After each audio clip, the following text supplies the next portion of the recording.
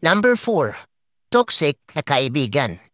Ito ang pang-apat na ginagawang sakripisyo ng mga mayayaman.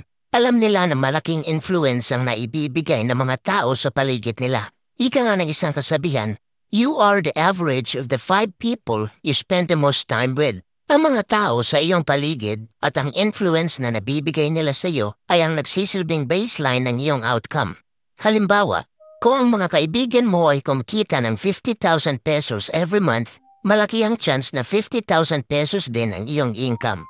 Kung mahilig naman sa paglalaro ng online games ang iyong mga kaibigan, malamang ay meron ka ring interest na katulad sa kanila. Dahil, you are the average of the 5 people you spend the most time with.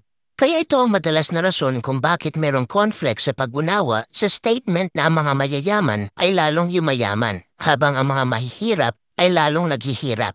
Ito kasi ang dahilan. Hindi nilalagay ng mga mayayaman ang sarili nila sa kahirapan. Hindi nila tinatanggap na makontento na lang sa buhay na hindi nila gusto, lalong-lalo na sa income at uri ng kaibigan. Which is yun naman ang total opposite behavior ng mga mahihirap. Kung alam mo na mayroong negatibong tao sa iyong paligid, simulan mo nang itanong sa iyong sarili ngayon kung kailangan mo pa bang ipagsiksikan ang iyong sarili sa mga tao na ito. Tandaan mo palagi, ang tao na mayroong negatibong pananaw sa buhay ay walang maibibigay na positive influence sa buhay mo at sa bawat solusyon ay meron silang problema.